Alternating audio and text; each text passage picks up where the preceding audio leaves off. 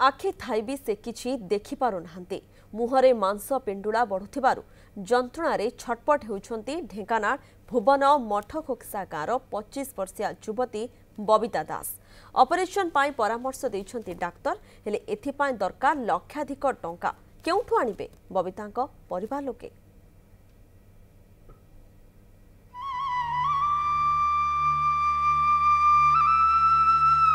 भुवन मठ खोकोसा गाँर बबिता दास बयस 25 जीवन को उपभोग करिबार बयस हेले जीवन तांको पई जंत्रणामय हो जाइछि।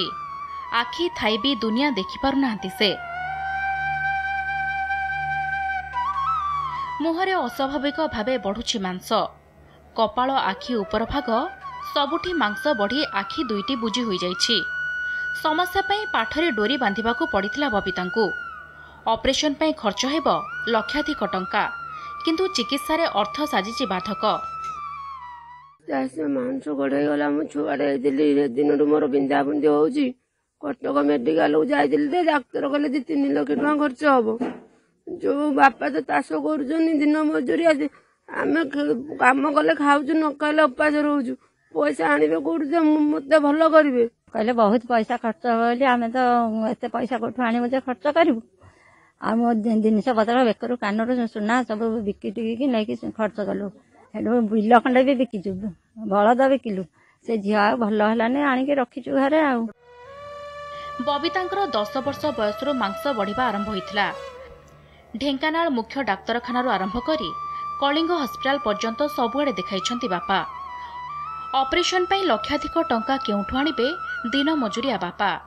झियो पई प्रशासन नेतांक पाखकू दौड़ी दौड़ी नयंत होइछंती, हेले फलघर सुन।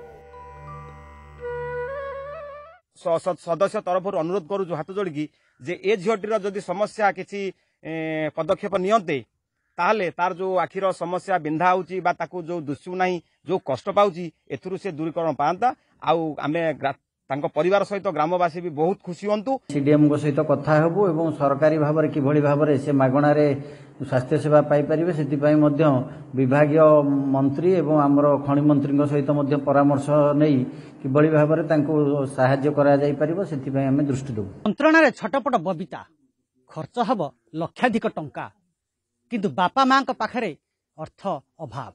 जदि सरकार बबितार गुहारी शुणते एवं बबिता को भल कर दियंते ता मुहरे हस फुटी पारंता। भुवन उदय कुमार प्रधान, न्यूज 7।